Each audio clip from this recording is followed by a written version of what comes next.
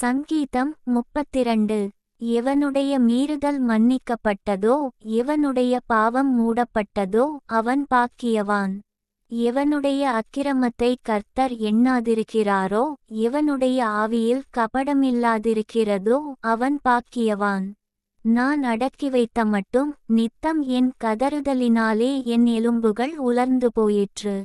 இரவும் பகலும் என்மேல் உம்முடைய கை பாரமாயிருந்ததினால் என் சாரம் உஷ்ணகால வறட்சி போல வறண்டு போயிற்று. நான் என் அக்கிரமத்தை மறைக்காமல் என் பாவத்தை உமக்கு அறிவித்தேன். என் மீறுதல்களை கர்த்தருக்கு அறிக்கையிடுவேன் என்றேன். தேவரீர் என் பாவத்தின் தோஷத்தை மன்னித்தீர்.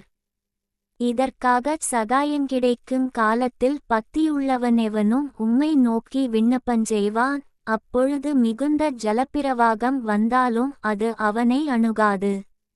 நீர் எனக்கு மறைவிடமாயிருக்கிறீர். என்னை நீர் இக்கட்டுக்கு விலக்கிக் காத்து இரட்சணிய பாடல்கள் என்னைச் சூழ்ந்து கொள்ளும்படி செய்வீர்.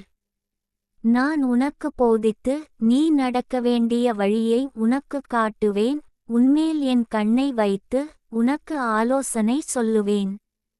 வாரினாலும் கடிவாளத்தினாலும் வாய் கட்டப்பட்டாலொழிய உன் கிட்டச் சேராத புத்தியில்லா குதிரையைப் போலவும் கோவேறு கழுதையைப் போலவும் இருக்க வேண்டாம்.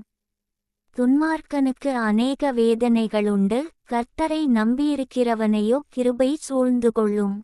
நீதிமான்களே, கர்த்தருக்குள் மகிழ்ந்து களிகூருங்கள். செம்மையான இருதயமுள்ளவர்களே, நீங்கள் எல்லாரும் ஆனந்த முழக்கமிடுங்கள்.